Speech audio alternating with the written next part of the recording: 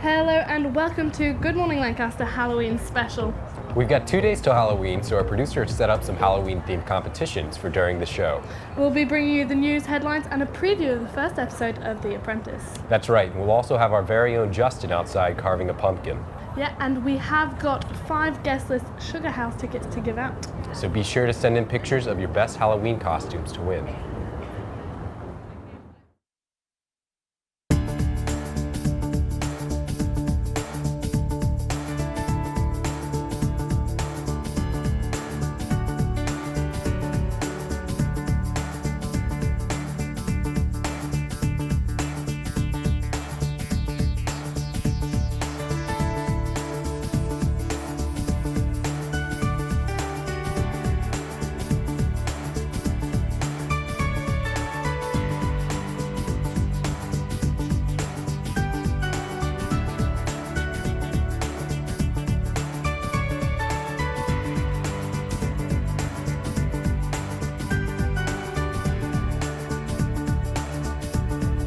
To our awesome Halloween studio. We've got cobwebs, ghosts, bats, and of course scary goblets to drink from. Yes, seeing as Halloween is just 2 days away, we thought we'd embrace the theme.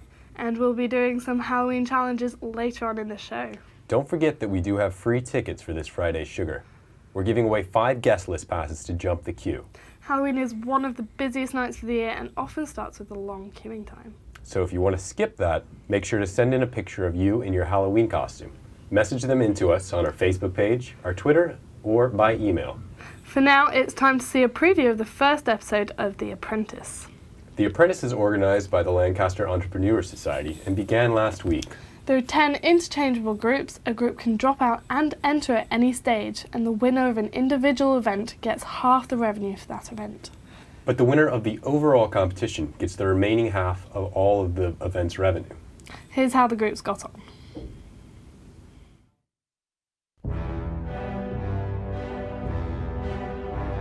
Students from all over the world are taking part in a fierce set of challenges at one of the best business schools in the country. Quite upset and heartbroken. They're meant to be part of the team. You want to give your iPad away? Yeah, I don't care. We have spent the entire £10. Who have actually had a bit of a conflict within the team.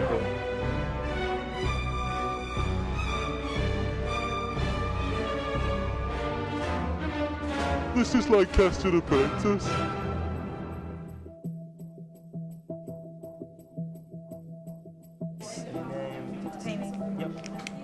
Okay. Thank you. There you go. 7, I think? Yeah, 7. Yep, 7.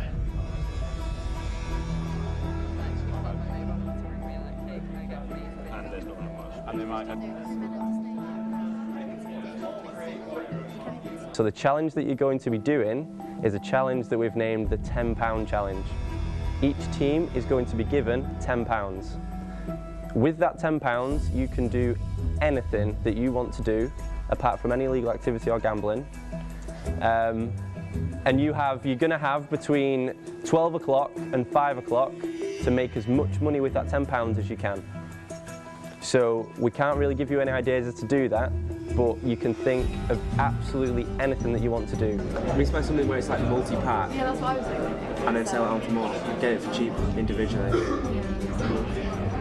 What did you sell like that? Because if you're in town, everyone's going to have access to those stores anyway, so why would they go to you in the store? Because it might be convenient. Yeah, but if you're shopping anyway, there's no reason why you wouldn't.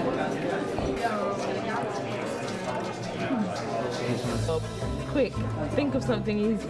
Call it something cool. No, it's not going to work. Go on, Fraser. Come on!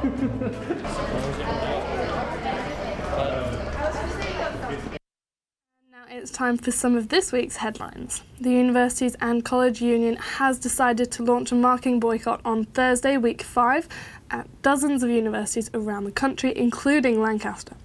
As part of the boycott, lecturers are expected to refuse to set or mark any coursework assessments, leaving many of the students without the grades they need to graduate. The news comes after last week's ballot confirming that 87% of UCU academics were in favour of industrial action. UCU says it is trying to protect university staff from recent changes to the National Pension Scheme, which could cost employees tens of thousands of pounds in their retirement. But the interest group Universities UK insists that these changes are the only way to reduce the £8 billion deficit at which the university pensions are running. The recent postgraduate board elections have come under scrutiny after accusations were made that members of the senior common room had interfered in the results. The student newspaper Scan has learned that one of the members of the SCR tried to make a statement during the elections hustings without the right to speak, while other members have faced criticisms for showing favouritism towards certain candidates on social media. The accusations have raised further questions about low turnout for postgraduate board elections and about students' understanding of election procedure at Lancaster. Union Council, the highest forum of the Lancaster University Students' Union, is to debate the independence of the student newspaper Scan. In just under 36 hours, the council will answer questions about Scan's right to publish articles that criticise LUSU and allegedly cause upset around campus. Scan has printed a number of controversial articles since its new editorial team redesigned the paper over summer, including an investigation into the lack of non-alcoholic activities for this year's freshers and a report on the contentious minutes leaked from a secret gathering of the Anti-Capitalist Society. For the first time, LA1 TV is going to broadcast highlights from the council. The accounts of student representatives around the country have closed without warning after Facebook decided to clamp down on profiles that use fake names. Last month, the social media site began threatening to delete accounts that violated their naming policy, including those going by nicknames. Already, Facebook has removed the public profiles of the president and vice presidents at the University of Lincoln Students' Union. It's unclear how the new policy is going to impact on social media campaigns during student elections. Figures from the Office for National Statistics have revealed that, despite a steady decline in youth unemployment over the last 2 years, underemployment for young people is as high as ever. 47% of recent graduates are now working in jobs once targeted at GCSE and A-level students. Many commentators have blamed the saturation of the graduate labour market. When Lancaster University was founded, only around 5% of people went to university, but now that figure is nearing 50%. Others have pointed out to the continuation reluctance of firms to hire in times of economic uncertainty. The ONS maintains that going to university is beneficial for anyone's employment prospects. LUSU and university management are already in talks about securing a win on Yorkshire soil during the upcoming Roses tournament. Sports development manager James Morangi said the university wants to motivate Lancaster's sports people so that they believe they can win, but he was reluctant to reveal any details about the university's plans in case the University of York was listening in. The talks were scheduled just after Lancaster University won a £240,000 grant from Sports England to encourage more students to take part in university sports. If things go as planned, this year would be the first win away for Lancaster in over 30 years. And that just about rounds up this week's news. We are joined now by Daniel, comment editor for Scan, to discuss some of the headlines. Morning. Good morning. How are you? I'm okay, thanks. So should we start with the marking boycott? Can you tell us a bit about that? Well, where to start, I suppose. There are changes to the pension scheme taking place right now in universities around the country. The plan is to change it from a final salary scheme to a average salary scheme below a threshold of about £50,000. So where previously a university lecturer would receive a higher pension in their retirement, it's supposed now that they're going to receive less. And UCU is going straight for the marking boycott this time rather than trying to strike in order to show to the students and to the wider community around universities that this could have a negative impact on their academic. What reaction do you think the students will have? I think sympathy is going to evaporate pretty quickly. I mean, this happened in March last year. We did a Vox Pop, our usual Vox Pop in Scan Answers from Alex Square. We asked students what they thought about it, and the two main responses were surprised and annoyed. sympathy dried up very quickly when students realised they might not get the exams and the coursework they need to graduate. And I think academics haven't done enough to convince students it's not going to happen again. I mean, this was coming around last time this year, wasn't it? Yes, in March, yeah. So, I mean, how do you think that will change? How do you think it's going to be different from last time? As I said, they're going straight for the marking boycott this time, whereas last time they tried striking first and it didn't seem particularly effective. And in previous years, in 2011, there were strikes as well. The university released an awful phrase, "Don't die on the picket line." It was pointing out that if university employees went on strike, chances were they wouldn't get the death in service benefits if they haven't done those 2 days. That kind of scare tactics tend to put off academics from striking. So this time they're going straight for the marking boycott, which is the most effective way, in my opinion, of getting their voice heard. From the point of view of the teachers that are going on strike, do you think this is the right course of action? Do you think there could be another thing they could do that would work better? There aren't many alternatives for them, really, but I don't think they realise that the pension scheme changes aren't going to be that bad. I mean, under the new system, a university lecturer could still receive a fairly reasonable pension. There are proposals to allow university lecturers to add an extra % onto their defined contributions, so that way they effectively increase their accrual rate, and some of them will get more as a result of these changes. And, I mean, just going over it again, do you really think this will work? Do you think it will have an impact later on? Will it then stop happening again? That's a tough one. I mean, the pay dispute is ongoing. This one is about pensions, but the problem of pay last time seemed to allow the marking boycott in March to fall through. The university lecturers were offered a 2% pay rise instead of 1%, and they took it. This time it doesn't seem likely that the university is going to cave in. They are threatening to remove all pay from those staff that go on strike for impartial work. And as I say, it's particularly dangerous for the academics, because I'm not sure if they're doing the "don't die on the picket line" again, but if these academics aren't working for the university, they won't receive any of the benefits they expect. Talks are scheduled, aren't they, for in November the next 7th, couple of yes. weeks? So what will be discussed in these talks? Both sides say that each other are failing to negotiate. I don't think anything's going to get done, but they're going to talk about changes to the pension scheme. Universities UK will probably be watching to make sure that it's all above the belt. Now, moving on to PD elections. Yeah. So, would you suggest that this is a breach in the bylaw?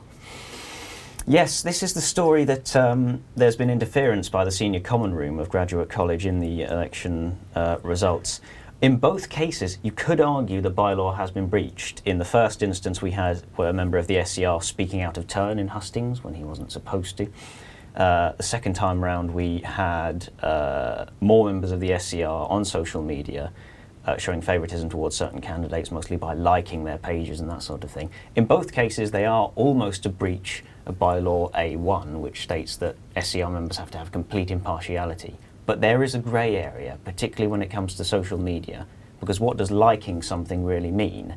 It could just mean what it says on the tin, I support this. But on the other hand, it's also the best way of following news about something. It's really the only way you can. So I don't think we can assume that there was that much favouritism just from what we've seen. So how much do you think, in general, students know about bylaw procedure and elections procedure? This is the big problem at the Hustings. The SCR member who spoke out of turn did apologise profusely. He didn't understand that he wasn't supposed to speak out of turn. And it does raise the question, do students understand election bylaw?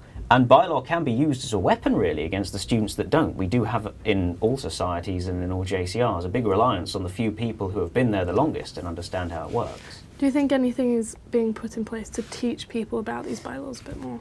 I don't think so. It's still very esoteric stuff. It's for the privileged few, really, people like us who are interested in student politics. For everyone else, they probably wouldn't even know where to look.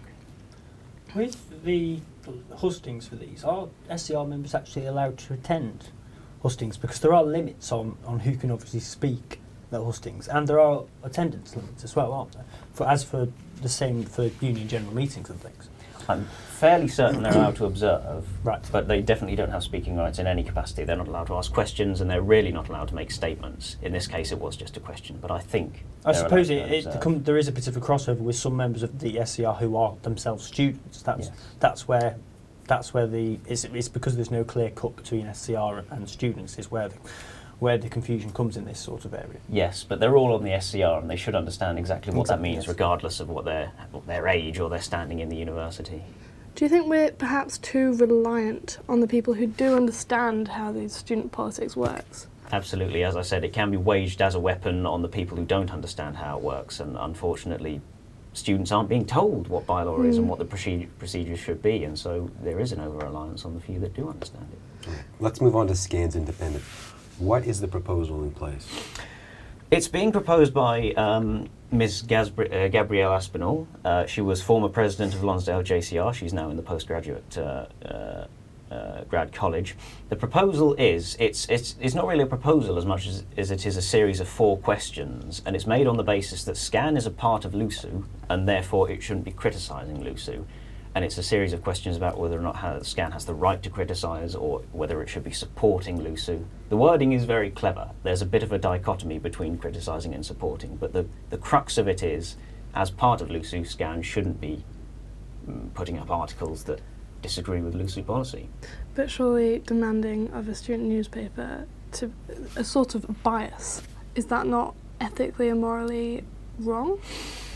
It gets in the way of journalistic good practice, it has to be said. SCAN is one of the few outlets for disagreement with LUSU. I mean, LA1 TV does a good job of it as well, but you're not, other than student media, you're not going to find that antithesis anywhere else. LUSU isn't going to criticise its own policy and LUSU squeak every other week. I mean, surely it almost holds it accountable to its actions. Exactly, and LUSU has had a lot of problems with accountability and transparency. It was complained about profusely by Laura Clayson when she was running for LUSU president, and SCAN is the best way, in my opinion, of enforcing it and making sure there is understanding of how LUSU works and how to improve it. And right now, it doesn't look like the proposal is going to go through, is that right? Expectation is that the proposal is going to be voted down, yes. The interesting thing I find on this is the discussion of the role of the editor in the FTO, because it's only 2 years since the FTO was the editor for SCAN. Assistant editor, I think, but yes. Yes, because it's an interesting, if you see how that role has changed. 5 years ago, it was just SCAN editor was the title of that FTO role, and it's gradually it was moved to SCAN editor and media and communications. Then it was moved to media and communications, then campaigns and communications. And media is having less and less of a focus in the remit of that officer, and I think it shows a more light touch attitude towards student media. As LA1 TV, we've never really had, we've only been a station for 6 years, and we've never had anyone who's been an officer who's really focused on us. The focus has always been more on the paper and things like that. But we value our independence as student media, as I'm sure you do, and I think it's very interesting that at a time when the move away from full-time officer control over a paper is almost complete, really, there's discussion about that.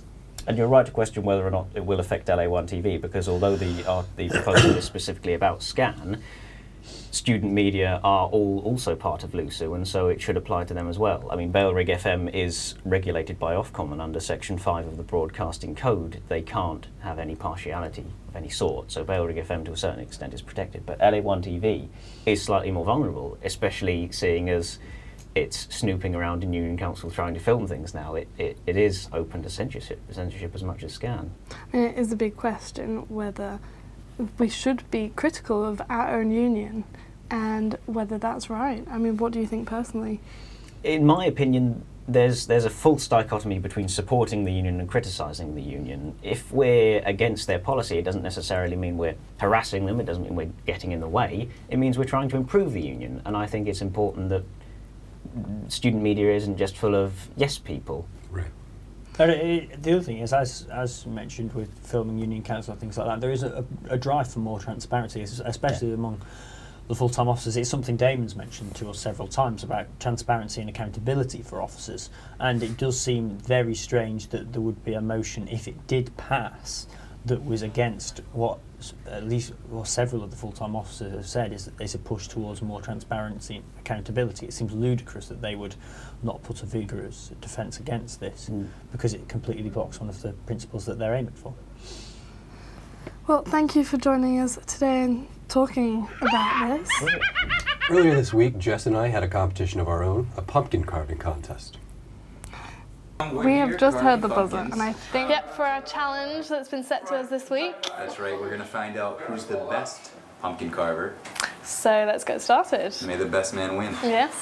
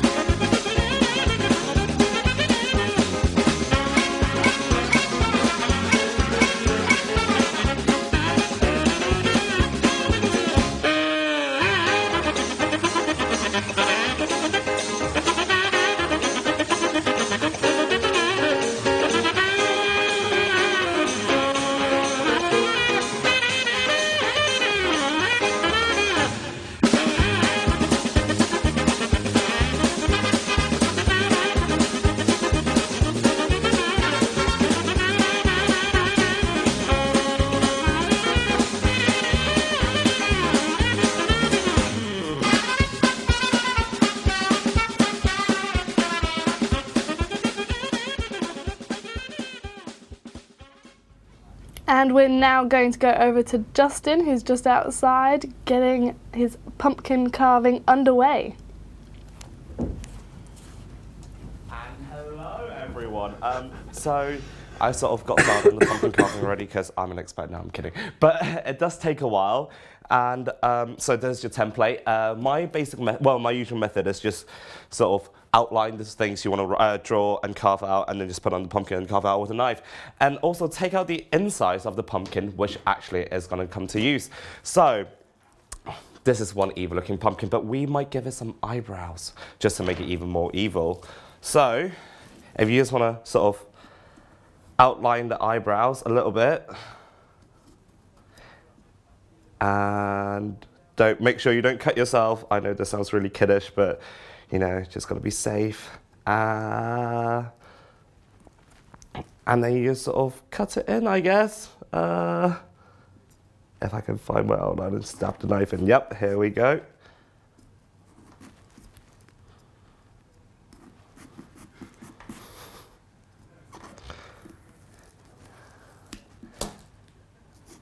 Ooh.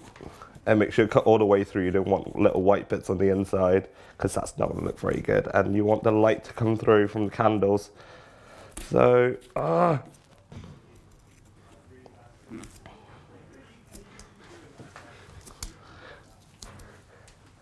okay, so there's one eyebrow. And I'm not going to do the other eyebrow because it's time consuming. And okay, so the inside of the pumpkin, just put it out here, sort of stuff it into the mouth. And now you have a puking pumpkin. Have a spookylicious Halloween, everyone. Thanks so much, Justin. We're now going to look at some of the entrants for the competition to win Sugar House tickets. We have just actually heard the cue from our producer. That means we're supposed to read our first challenge. It was a lovely witch's cackle, wasn't it? Challenge 1. There are sour sweets under the chair. Your challenge is to eat as many as possible without making a face. That sounds like a lot of fun. It does actually. Which chair?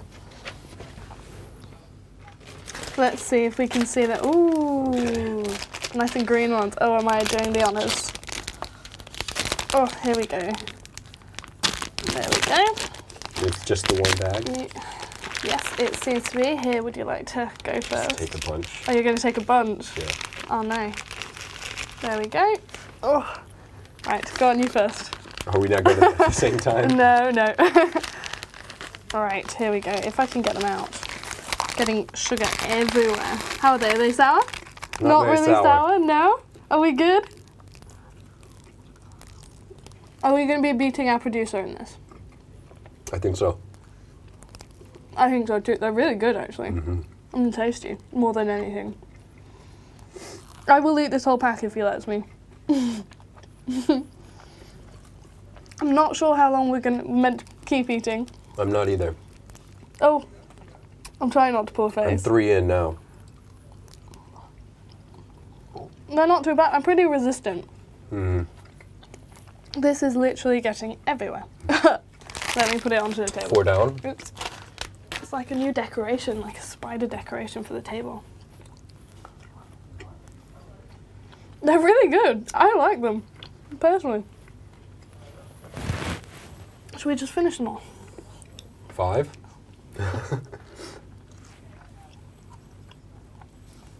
Right, we're gonna, in the meantime, show you some of the pictures that people have sent in to win the guest list Sugar House tickets. That's right. Here's the first one. Now that is pretty scary, isn't it? Have you seen her contacts? There. Have you seen the cat contacts? The zip's pretty good, isn't it? That's impressive, yeah. Yeah, That's it's nice. really well done. I'm not sure how it works, to be honest, but... I don't know, it looks like it took a long time. It does, it certainly does. That's a really good entry. Let's see the next one. Oh, different angle. Cheeky. They've switched sides. Oh, wow. Oh, that one is creepy. That's nice. That one's really well done, actually, isn't it? I like the surgeon. Yep. Scary surgeon. Yeah, with the blood spatters. Mm-hmm. Her doll one's pretty impressive. Right. Let's see the next one. That's good. Oh, is that Swan? Swan Lake. Swan Lake, yeah, or... Black Swan. Yes, Black Swan, that's it. We have heard the second cackle, actually, which means we've got to do the second challenge. Challenge 2. There's face paint under the table. Pick up the face paint, and Jess, you must paint my face to that of Count Dracula's before the next video ends. Oh, no. Do you still have sugar all over your hands? Yeah, I do. You're going to have a sugary face. All right. Here we go. Oh, nice bat-shaped. Oh, it's hard to get into the pack. Okay, here we go. It's not going to be quite as nice as that, I must admit. Not quite as impressive. I'll try. I'll do my best. Right. Better not get it all over this iPad in the meantime. How does this work? Can you open that one, please? I can't even remember what Count Dracula looks like. Right. What does he look like? This is going to sound terrible. Is he white? Like really yeah, pale? He's pale. Right. Really pale? Yeah. Probably blood coming out of his mouth. Out of his mouth? Yeah. Here we go. This isn't going to smudge very... It'll take forever if I do your full face like this. Should I just do under your eyes? I don't know. Or are you going to be dark under your eyes? Okay. I'll put white. And then black.